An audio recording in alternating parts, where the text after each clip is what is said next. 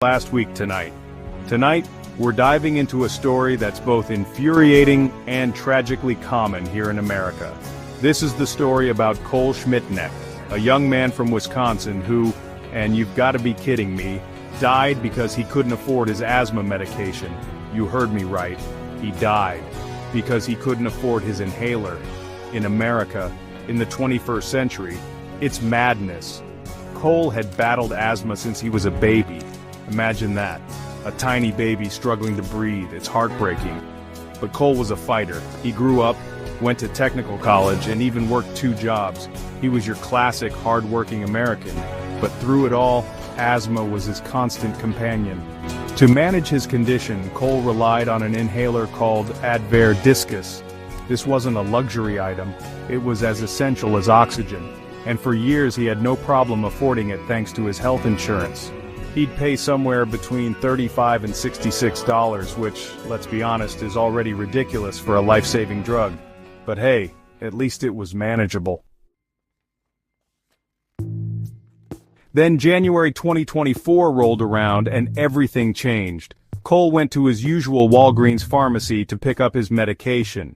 He was met with a price tag that would make your blood run cold, $539.19. For an inhaler. That's more than some people pay in rent.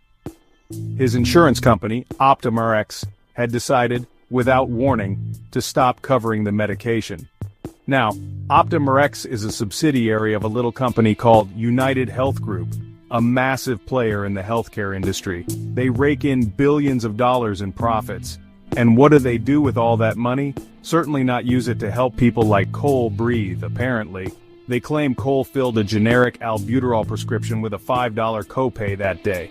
Okay, but that doesn't change the fact that his essential Advair Discus was no longer covered and cost an arm and a leg. It's like telling a starving man, well, you did have a cracker last week, so you're fine. It's insulting and out of touch.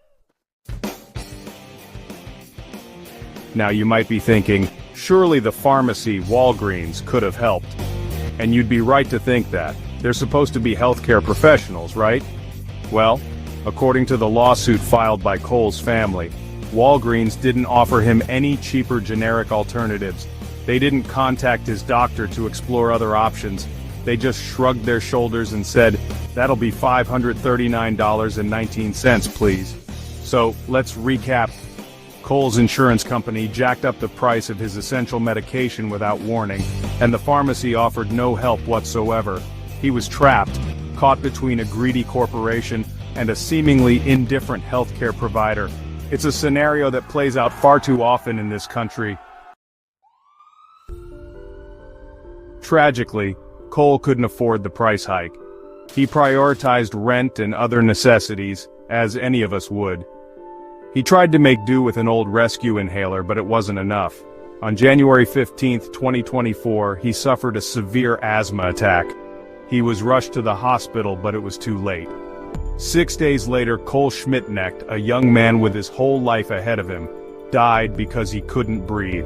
His family, understandably heartbroken and enraged, filed a wrongful death lawsuit against Walgreens, its parent company Boots Alliance, and OptumRx.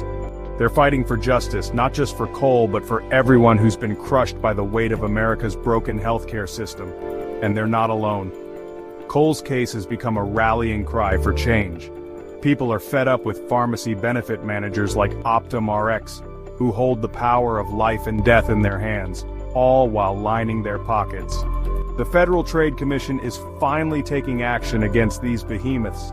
This isn't just about Cole anymore. It's about the millions of Americans who are forced to choose between their health